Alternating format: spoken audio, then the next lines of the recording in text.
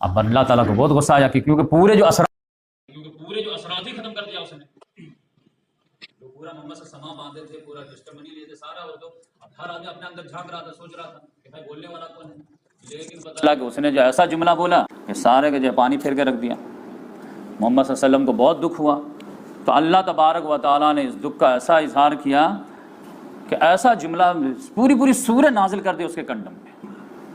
تبا لگا، یا محمد بولتے تم، تبت یدا ابی لہب وتب ما اغنی عنہ مالہ وما کسب سیصلی نارا ذات لہب وامرأتہ حمالۃ الحطب فی جیدہا حبل من مسد۔ ابو لہب کے دونوں ہاتھ ٹوٹ گئے، اس کا اقتدار ستیانہ تھا، وہ بھی برباد ہوا۔ ما اغنی عنہ مالہ وما کسب، اس کے مال بھی کچھ کام نہیں آیا، اس کی کمائی بھی کچھ کام نہیں آیا۔ سیصلی نارا ذات لہب وامرأتہ، اور ان قریب وہ جو ہے بھڑکتی ہوئی آگ میں داخل ہوگا، اور اس کی بیوی بھی جو ایندھن ڈھونے والی ہے، اور اس کے گردن میں کھجور کی بٹی رسی ہوگی۔ اب اس میں آپ سمجھیے کہ آج تبت یدا تو پڑھتے ہوں گے آپ، ایسے گزر جاتے ہوں گے، اس میں کتنی بڑی پیشن گوئی تھی کہ ابو لہب کے دونوں ہاتھ ٹوٹ گئے، وہ برباد ہوا، وہ جہنم میں گیا، وہ بھی گیا، اس کی بیوی بھی گئی، اور شروع دن سے وہ مخالفت کر رہا ہے، اور وہ جو ہے جنگ بدر کے بعد مرا ہے یا اس کے آس پاس مرا ہے، یعنی اس سورہ کے نازل ہونے کے 10 سال تک وہ زندہ رہا اور شدید مخالفت کرتا رہا، اور کوئی چانس نہیں جانے دیتا تھا کہ محمد صلی اللہ علیہ وسلم کو ڈیگریڈ کرے، لیکن ڈیگریڈ کرنے کا بہترین اس کے پاس موقع تھا، لیکن اس کی طرف اس کا دھیان نہیں جا رہا تھا۔ کیا موقع تھا؟ اگر کسی روز جو ہے مجمع میں خانہ کعبہ میں بیٹھا کر کے محمد صلی اللہ علیہ وسلم کو بول دیتے کہ ادھر آئیے، بیٹھیے، میں آپ پر ایمان لاتا ہوں، اشہد لا الہ الا اللہ واشہد ان محمد رسول اللہ، اب بتائیے میں کہاں جاؤں گا؟ تو کیا بولنا پڑتا؟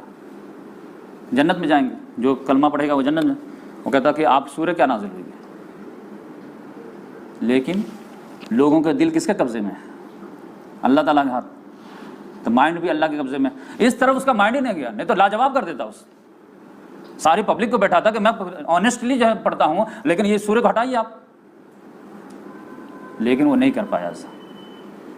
لیکن جب یہ سورہ نازل ہوئی ہے تو اس کی بیوی بھڑک اٹھی ایک دم، ہمارے خلاف جو ہے آیت نازل ہوئی ہے، اور تبت سورہ لہب، وہ جو ہے آگ بگولا ہو گئی اور ہاتھ میں پتھر لیے، کہا کہاں ہے محمد؟ اب وہ تو بھتیجا تھے، وہ تو کچھ بھی کر سکتے، ماں کے درجے میں تھے، محمد سے ادب کرتے تھے، پتھر لے کے تلاش رہی، کہاں ہے کہاں ہے؟ میرے خلاف جو ہجر جو ہے نازل کرتا ہے، ہمارے خلاف جو ہے قرآن پڑھتا ہے، کہاں ہے؟ پتہ چلا کسی نے بتایا کہ خانہ کعبہ میں جو ہے حرم میں بیٹھے ہوئے ہیں، محمد صلی اللہ علیہ وسلم ابوبکر صدیق بیٹھے ہوئے تھے، اور ہاتھ میں پتھر لیے ہوئے، اور بدتمیز ٹائپ کی عورت۔ ابوبکر صدیق رضی اللہ تعالیٰ عنہ کہا کہ یا رسول اللہ، یہ تو آپ ہی کے لیے لگ رہی آ رہی ہے۔ محمد صلی اللہ علیہ وسلم آنے تو ٹینشن نہیں، کوئی مسئلہ نہیں۔ وہ آئے ہیں تو کہا کہ ابوبکر کہاں محمد تمہارا ساتھی؟ کیا مطلب؟ تو سنی ہو کہ میرے خلاف جو قرآن میں نے کچھ جو ہے انسلٹ کیا ہے، تو میں بھی شاعرہ ہوں، میں بھی اس کو انسلٹ کر کے کیا کرتے ہیں آپ؟ تو مذممن عصینا وامرہ ابینا ودینہ قلینا۔ لو، وہ محمد کو مذمم بولتے تھے، ابو جہل بھی، اور یہ بیوی بھی۔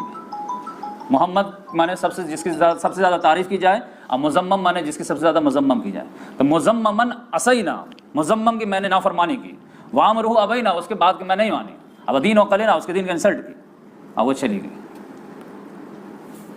ابوبکر صدیق رضی اللہ عنہ محمد صلی اللہ علیہ وسلم بولے کہ یا رسول اللہ، یہ آپ کو دیکھ نہیں پائے؟ تو آپ سامنے بیٹھے، رسول اللہ صلی اللہ علیہ وسلم نے فرمایا اللہ نے اس کی آنکھ پکڑ لی تھی روشنی کے، مجھے دیکھ نہیں پائے۔ تو اس طرح سے جو ہے معاملہ ڈیولپ ہوا۔